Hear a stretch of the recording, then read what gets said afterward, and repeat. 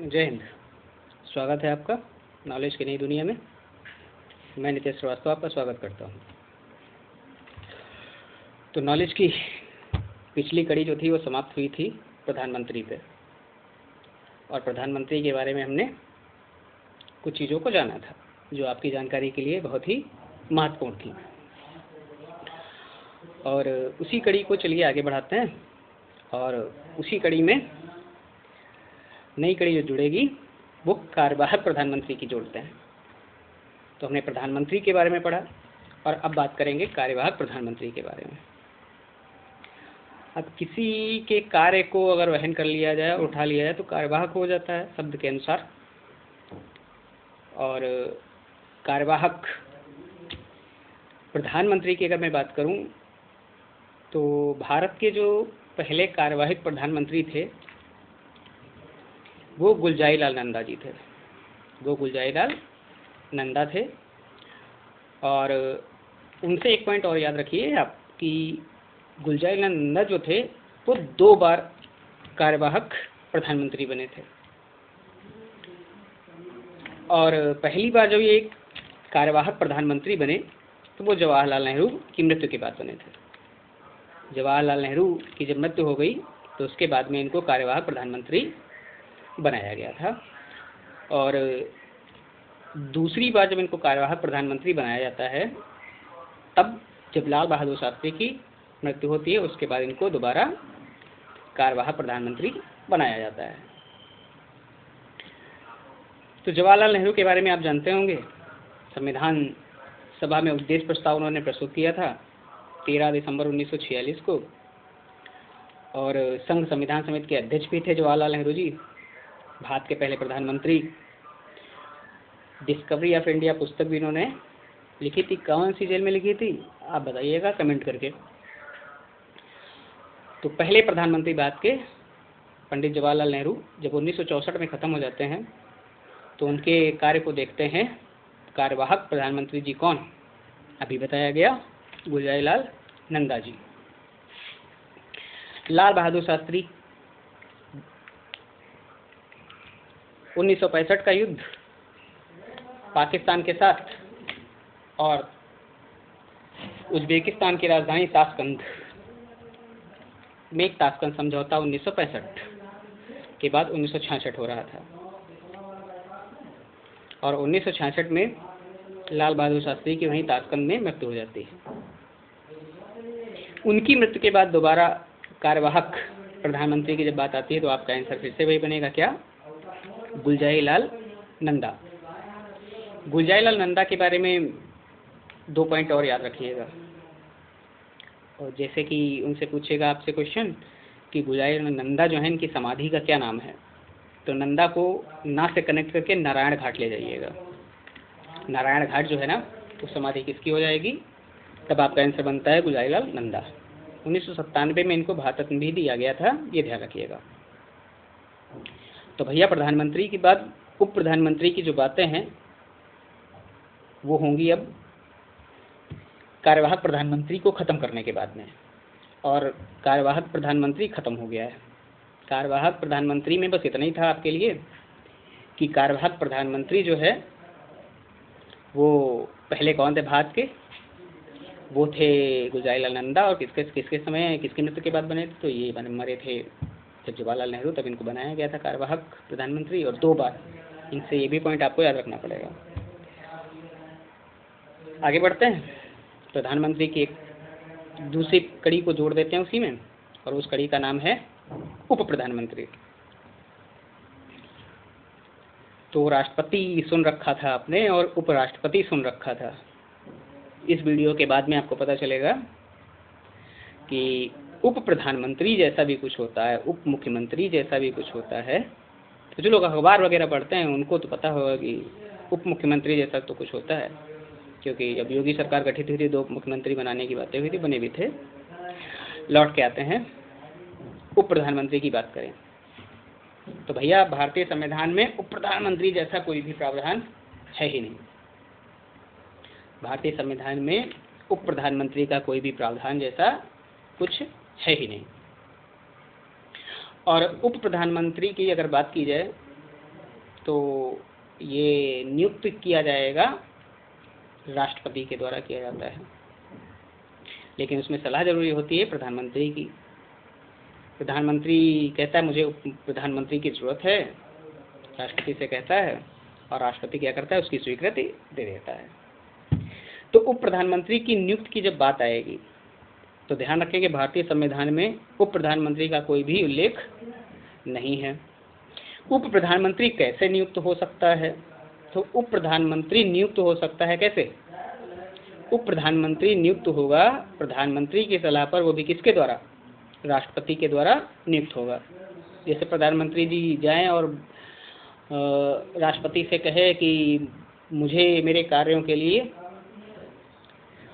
एक उप प्रधानमंत्री चाहिए, राष्ट्रपति जी क्या करेंगे, पास किया, चलो जाओ, ग्रांटेड, आप उप प्रधानमंत्री रख सकते हैं। लेकिन उप प्रधानमंत्री जो होता है ना, उसका कार्य ये रहेगा कि जब राष्ट्रपति अनुपस्थित नहीं, प्रधानमंत्री अनुपस्थित है, उसकी अनुपस्थिति के कार्यों को कौन देखेगा? तब वो देख सकता है, उप प्रधानमंत्री। लेकिन यदि प्रधानमंत्री की मृत्यु हो जाती है तो उसके पद को नहीं ग्रहण कर सकता, ना कार्य कर सकता है वैसा। तो उप प्रधानमंत्री की ताकत तब तक होती है जब तक प्रधानमंत्री होता है।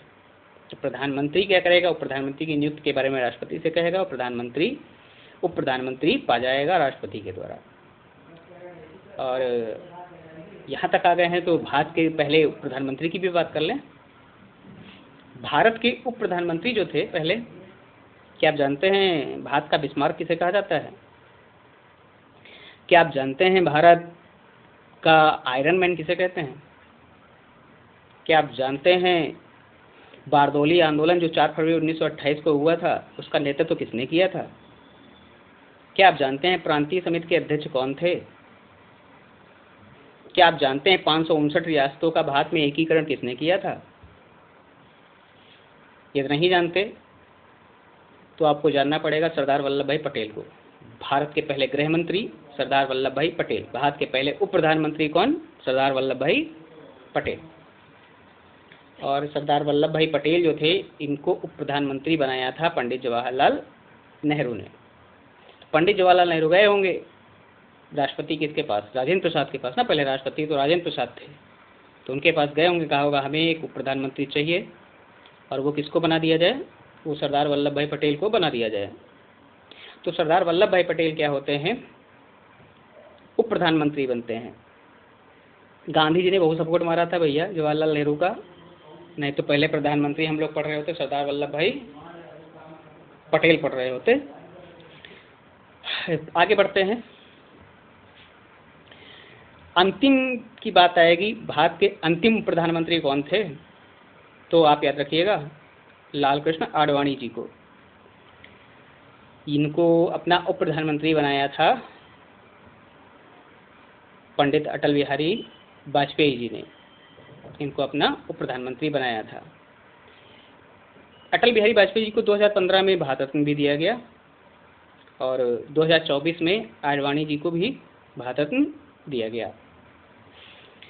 बात करें भारत के जो अंतिम की बात हो रही थी आडवाणी की, भारत के जो पहले दलित उप प्रधानमंत्री थे, भारत के पहले दलित उप प्रधानमंत्री की बात हो रही है। यहाँ पर क्वेश्चन थोड़ा सा बदला है, ध्यान रखिएगा।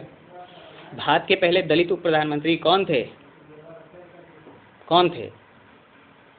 तो आप कह रहे बाबूजी जगजीवन राम। बाबूजी जगजीवन राम जो थे वो भारत के पहले दलित उप प्रधानमंत्री थे। और बाबू जगजीवन राम जी जो थे, इनको जब अंतरिम सरकार गठित हुई थी 2 सितंबर 1946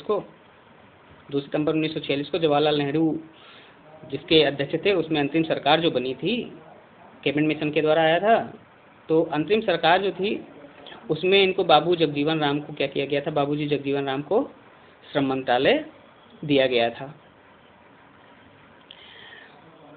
यहाँ तक आ गए हैं तो क्या आपको पता है कि ऐसे भी प्रधानमंत्री हुए जिन्होंने अपने लिए 2 कार्यवाहक उप प्रधानमंत्री रख लिए थे,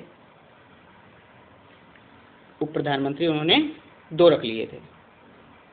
नहीं जानते?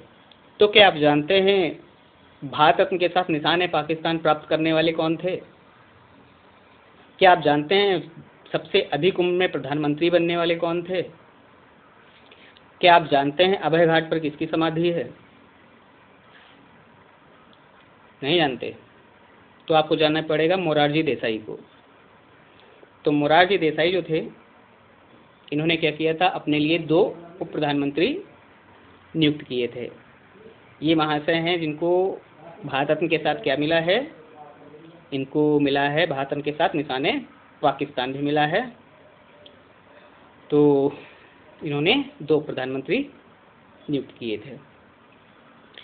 नेक्स्ट बात करें कि 2 बार उप प्रधानमंत्री कौन बना। क्वेश्चन थोड़ा सा बदल गया है। 2 बार उप प्रधानमंत्री बनने वाले कौन थे? नहीं जानते? तो चौधरी देवीलाल आपको याद रखने पड़ेंगे।